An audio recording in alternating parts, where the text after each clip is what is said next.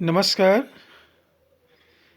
आज हम अमेरिकी राष्ट्रपति और ब्रिटिश सम्राट के बीच तुलना करेंगे और एक दूसरे को समझने की कोशिश करेंगे। जैसा कि हम सभी जानते हैं, दोनों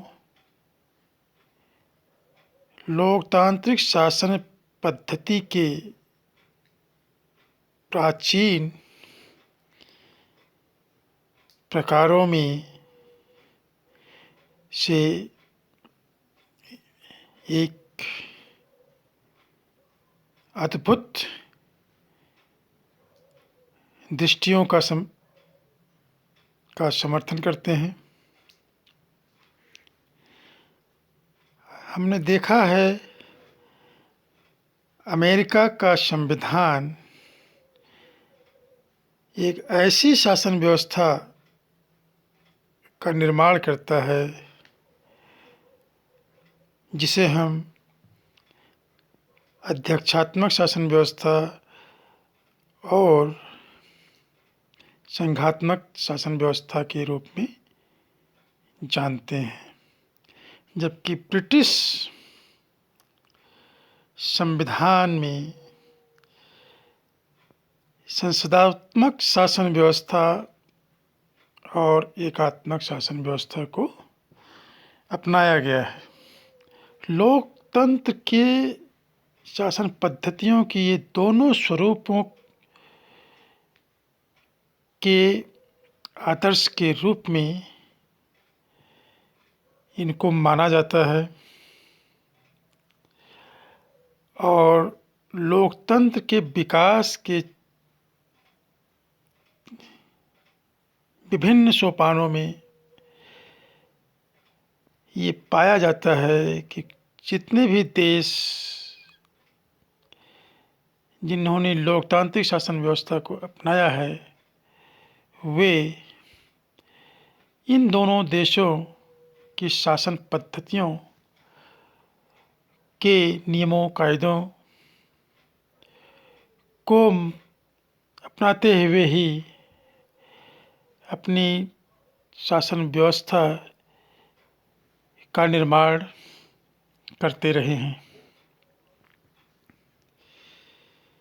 अमेरिकी राष्ट्रपति और ब्रिटिश सम्राट, जैसा कि हमने देखा है, ब्रिटिश शासन व्यवस्था में संसदीय शासन व्यवस्था की वजह से वहाँ पर कार्यपालिका दो प्रकार की पाई जाती है। एक औपचारिक कार्यपालिका और दूसरा वास्तविक कार्यपालिका। और वहाँ जो सम्राट है औपचारिक या नाम मात्र की कार्यपालिका का प्रतीक होता है। अमेरिकी लोकतांत्रिक शासन व्यवस्था में राष्ट्रपति ही औपचारिक और वास्तविक दोनों कार्यपालिका उसी में समाहित होती है। दोनों के बीच एकमात्र जो समानता दिखने में है वह यही है कि दोनों ही राज्यों के प्रधान हैं। अर्थात ब्रिटिश सम्राट और अमेरिकी राष्ट्रपति में जो समानता का एकमात्र लक्षण है वो यही है कि दोनों अपने अपने राज्यों के प्रधान होते हैं और इस वजह से बहुत से औपचारिक कार्य उन्हें करने पड़ते हैं।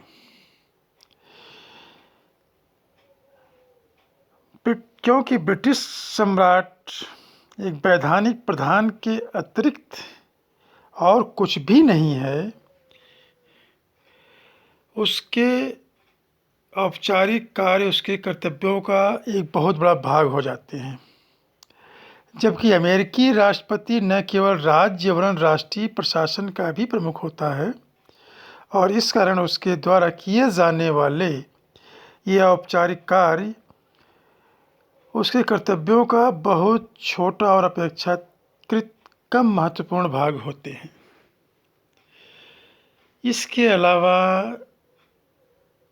अमेरिकी राष्ट्रपति और ब्रिटिश सम्राट में और कोई समानता दिखने में नहीं आता है। असमानताओं का जिक्र करें तो पहली असमानता है कि ब्रिटिश सम्राट राज्य का नाम मात्र का प्रधान होता है, जबकि अमेरिका का राष्ट्रपति राज्य और शासन दोनों का प्रधान होता है। इंग्लैंड का सम्राट राज्य करता है, शासन नहीं करता। इसका तात्पर्य यह है कि शासन के क्षेत्र में इंग्लैंड के सम्राट को कोई वास्तविक शक्तियां प्राप्त नहीं है। ब्रिटिश सम्राट एक वंशानुगत सम्राट होता है जिसे महिमा और गौरव तो प्राप्त है लेकिन शक्ति नहीं है। सम्राट के पास केवल प्रोत्साहन, परामर्श और चेतावनी देने का ही अधिकार है, जबकि अमेरिका का राष्ट्रपति वास्तविक कार्यपालिका होता है। उसके द्वारा उन सभी शक्तियों का प्रयोग किया जाता है जिनका प्रयोग ब्रिटेन के प्रधानमंत्री और कैबिनेट करते हैं। ब्रिटिश सम्राट को संसद के द्वारा पारित विधेयकों पर अनुमति देनी होती है और ऐसा बहुत समय से देखा गया है कि कोई भी सम्राट निषेधाधिकार की शक्ति का प्रयोग नहीं करता है, जबकि अमेरिका के राष्ट्रपति को विलंबकारी निषेधाधिकार तथा जैवी निषेधाधिकार की शक्ति प्राप्त है। निषेधाधिकार की यह शक्ति मर्यादित होते हुए भी वास्तविक है और वर्तमान समय में इसकी उपयोगिता बढ़ती ही जा रही है। और ब्रिटिश सम्राट को प्रशासनिक आदेश या अध्यादेश जारी करने की शक्ति प्राप्त नहीं है, लेकिन अमेरिकी राष्ट्रपति प्रशासनिक आदेश जारी कर सकता है। वह अन्य अनेक उपायों से विधि निर्माण कार्य को भी प्रभावित कर सकता है। अमेरिका के राष्ट्रपति तथा उसके मंत्रियों के संबंध भी सम्राट और उसके मंत्रियों के संबंधों से नितांत भिन्न है। ब्रिटेन में सम्राट सिर्फ सलाह देता है, निर्णय या डिसीजन करने की क्षमता मंत्री के पास होती है,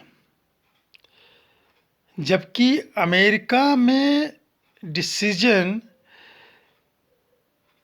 मेकिंग पावर जो है, निर्णय लेने की क्षमता जो है राष्ट्रपति के पास होती है और मंत्रियों को उसकी आज्ञानुसार उसके आदेशों की पालना करना होता है। इसमें कोई संदेह नहीं है कि सम्राट अमेरिकी राष्ट्रपति के तुलना में नाम मात्र का ही प्रधान है, किंतु